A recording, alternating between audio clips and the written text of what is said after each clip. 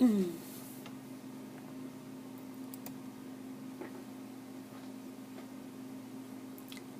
been seeing lots of discussion about preserving deaf history, culture, and literature.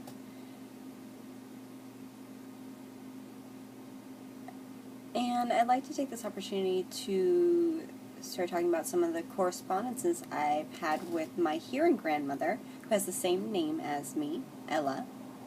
And when I was growing up, my predominantly deaf family lived near my grandparents, and we would go there once a month to have dinner and to socialize. And my aunt has 4 children, and they live quite a ways away. But my uncle's married and has 2 kids, and they would come to dinner regularly. And they can fingerspell. And my aunt can fingerspell as well. So once a month we would get together, and we would make do with conversation. We would sign and try and read lips.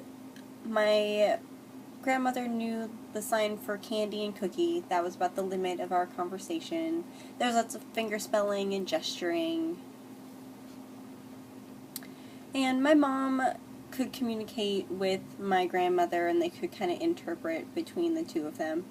And for once a month, it was enough. We got by. Then flash forward a few years, I graduated from college, and I started working on teaching ASL at some different schools in the community.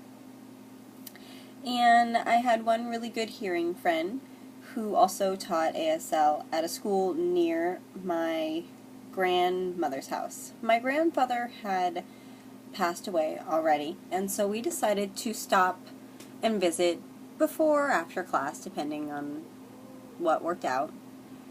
And so we would go regularly and take the opportunity to not use a pen and paper, but to use an interpreter. And boy, was I really glad that I set up that one-on-one meeting with an interpreter and had a chance to really ask some in-depth questions about my grandmother's experience being a hearing mother and having deaf children, and having 2 deaf grandchildren. You know, what was that like? And she didn't learn to sign. Why did she never learn to sign? What was her experience as my mother was growing up? And when my grandfather was sick and dying, what was that like? I really wanted to learn from her experience. My grandmother said that when my mom graduated from college, it was around World War II, and she got a really good job. It was a government job.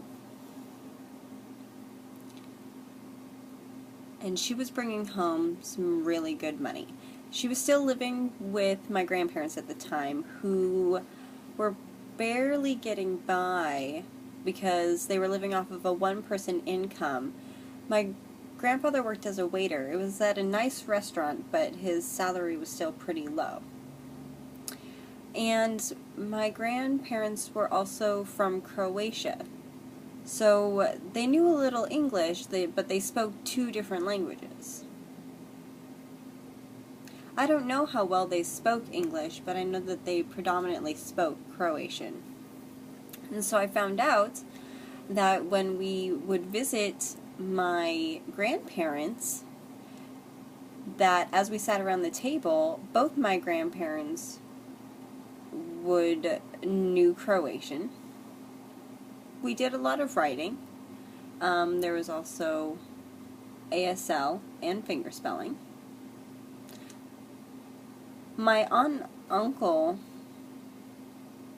met in Germany because my uncle is a soldier, and so he married a German woman, they had a daughter, and they moved here. And his German wife also has a sister who moved here, and they all speak German. So really, at the table, there are several different languages being spoken. But of course, I don't know that. When people talk, it all looks the same. But for my siblings, it was a little confusing, especially with private talk and the subject always being changed. It's very interesting. Anyway,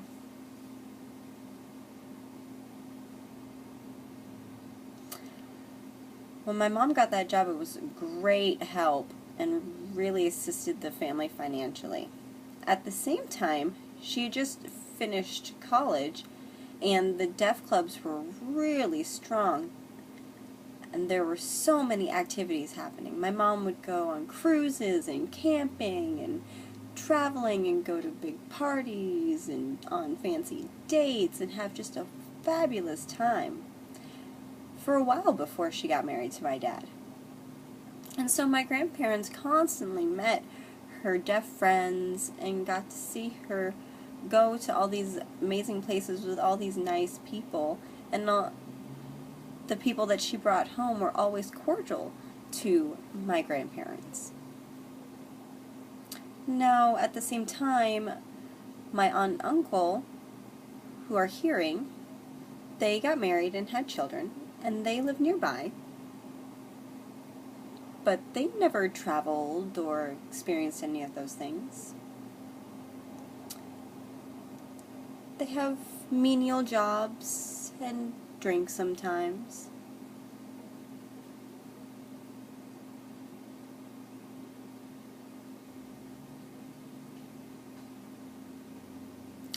My grandmother told me that she was so proud of my mom. She was proud of all the jobs, all the promotions she's gotten, the experiences she's had, the traveling she's done. Compared to her siblings, they've had one or two good jobs. So long story short, she said, I wish my other two children were deaf as well, because they would have had a better life. And that got me wondering. I said, well, why didn't you ever learn to sign? And she said, well, the doctor told me that I didn't need to. And I asked, would their siblings need to sign so they could communicate? And he said, oh, no, that's not necessary. So I asked, now, do you wish that you had signed? And she said, well, of course I wish that I had learned ASL long ago. And I really think that that information is priceless to other hearing parents who have deaf children. It's okay. Being deaf is amazing. Respect it, learn the language, absorb the culture. Both the hearing and the deaf can benefit from ASL. There's no need to be divided. And the only thing that keeps us divided is oralism.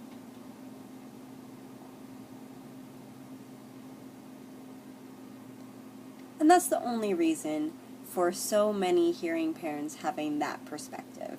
So that's my story for today.